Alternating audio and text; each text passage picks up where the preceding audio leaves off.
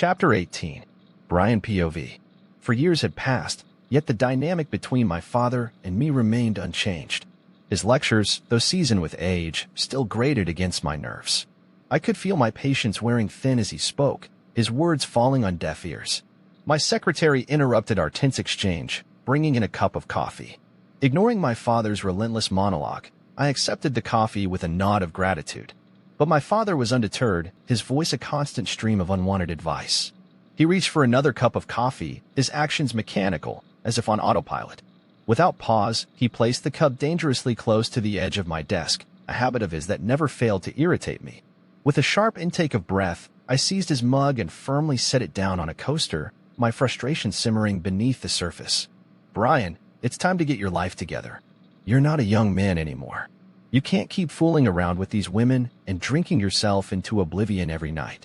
If I had known you'd be so reckless, I wouldn't have trusted you with the responsibilities I did. My father scolds, his words heavy with disappointment. My personal life is none of your business. I am a good alpha, I retort sharply, bristling at his intrusion. You are a drunk, he bellows, his frustration boiling over. Instantly, I slam my fist on the table, cutting through the tension. I'm just saying, you're 29 years old. Find someone and mark her so she can give us an heir for the pack, he continues, his tone adamant. Not happening. The only person I'll have kids with is my mate, I declare firmly, refusing to compromise my principles. Brian, you're 29, and you're still chasing some idealized version of her. It's time to let go of that fantasy and settle down with someone. At this pace, you'll be as old as me before you even think about starting a family. This isn't just about you anymore.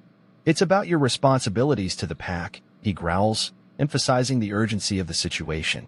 I lean back in my chair, reaching for a document on my desk, when Martin walks in.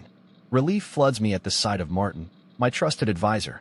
He acknowledges my father with a respectful nod before turning to me. Alpha Kevin, he addresses my father formally. You're dismissed, father, I interject, my tone firm and unwavering. I couldn't tolerate his presence any longer. He only exacerbated my headache. You can't just diss. I already did, I cut him off, refusing to entertain any further argument. With a disgruntled huff, my father rises from his chair, downing the rest of his coffee in one gulp before storming out. My attention remains fixed on the mug he left behind as Martin subtly moves it back onto the coaster, a small gesture to ease my irritation. Have you found out why sales dropped in all our hotels? I inquire, diverting my focus to the pressing matter at hand, the document still in my grasp. I have, and I'm going to investigate it personally, Martin responds, prompting me to set the document down. His dedication to the pack's affairs reassures me, even in the midst of familial discord. What do you mean, investigate it personally? I inquire, perplexed by Martin's sudden urgency. We've got competition, Martin declares, slamming a brochure onto my desk.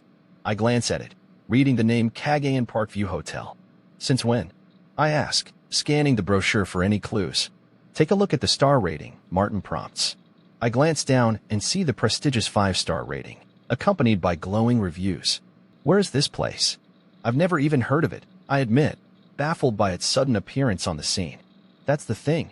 It's always been there, under new management apparently. And you won't believe it, Martin adds cryptically. Believe what? I press, eager to uncover the mystery. It's completely run by rogues, Martin reveals, shocking me to the core. I've never noticed this place, and I grew up in the city, I confess, struggling to comprehend how such a venture could have gone unnoticed for so long. How could rogues have enough resources to own and operate a 5-star hotel? It's on the main drag, the first hotel as you drive in from the western borders, backs onto the nature reserve, Martin explains, but his words only deepen my confusion. I don't need your privileged perspective, or your silver spoon, Martin retorts sharply, his frustration palpable. Of course, you have no idea what I'm talking about. It's near the train station. Seeing as you've never caught public transport in your life, you would have missed it. I purse my lips in acknowledgement. He's not wrong. My routine seldom takes me beyond my familiar haunts, especially not to the western side of the city. Still, a hotel of this scale should have caught my attention, even if it's not in my usual stomping grounds. It opened 3.5 years ago. Apparently, they're not only cheaper, but they also offer better services. People are intrigued by the novelty of a hotel run by rogues, Martin explains, his tone tinged with annoyance. Great. It's a bloody circus for a tourist attraction. Not that I have anything against rogues, but I can't stand being outdone by them. I grumble, feeling the sting of competition. Well, I'll check it out today, Martin offers. Don't bother. I'll handle it myself. I might even arrange the Alpha meeting there. Alpha Robert threw a fit when he found out we were hosting it and insists on neutral ground.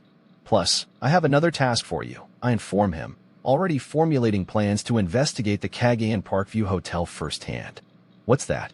Martin inquires, gesturing toward the brochure in my hand. I want you to distract my father, I reply, and Martin wrinkles his nose in distaste. No. Last time I had to do that, he gave me a tour of the city I've lived in my entire life, Martin recalls, his expression turning sour. I can't help but smirk at the memory. Can I go with you? Martin pleads, a hint of desperation in his voice. No, I know he's waiting for you to leave so he can give me a lecture on creating an heir.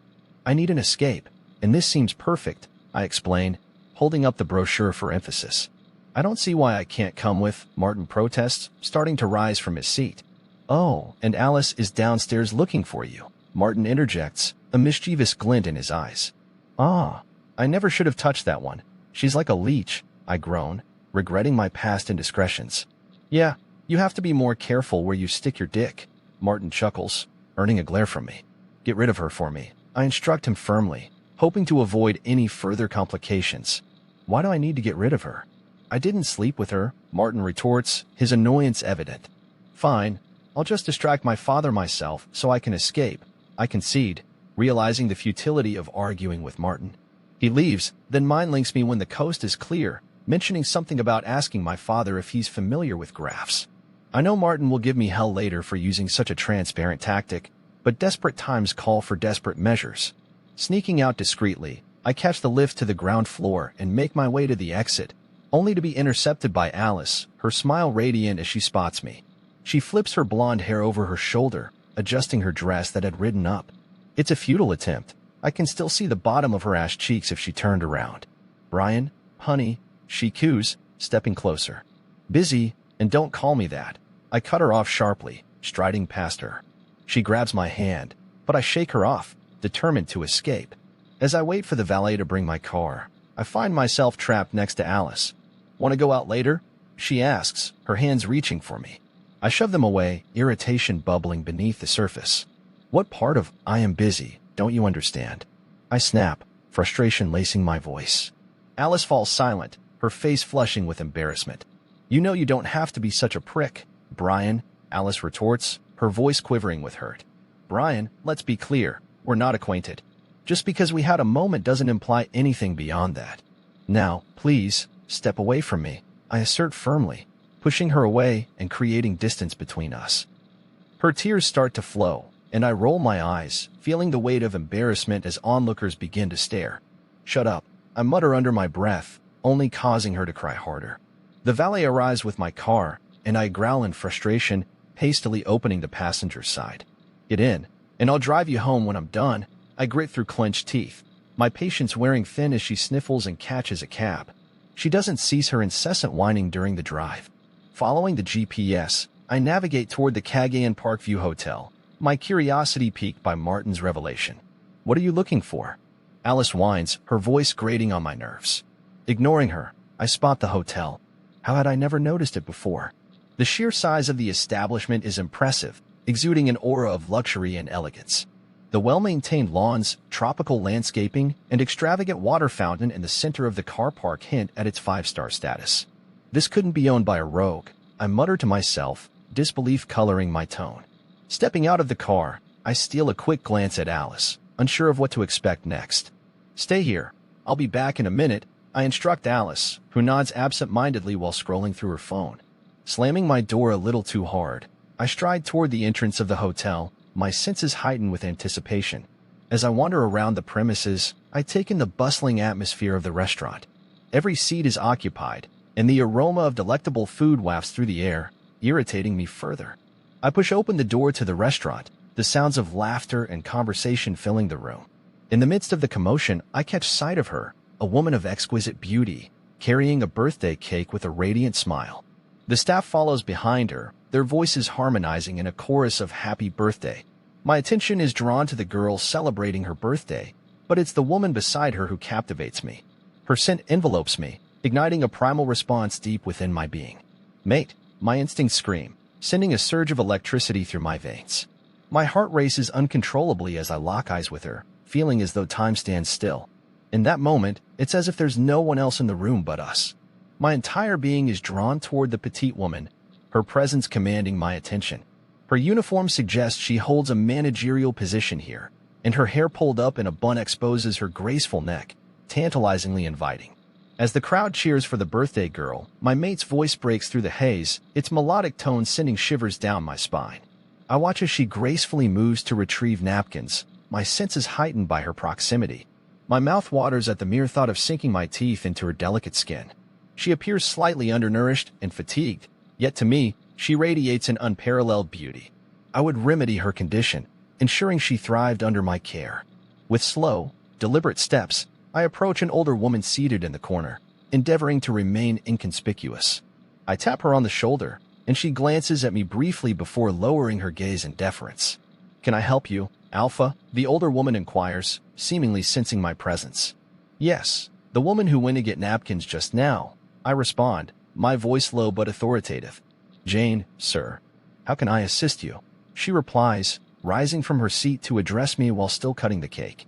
Her eyes meet mine briefly before she instinctively steps back, bumping into the table and startling the younger girl beside her. The fear emanating from both of them is palpable, catching me off guard. I hadn't expected such a strong reaction from two strangers. Despite their apprehension, I remain composed, making no sudden movements. It's clear that my reputation precedes me, but their level of fear surprises me nonetheless. "Zelda, go check on Jane," the woman instructs, her voice tinged with concern. Jane, why does that name sound so familiar to me?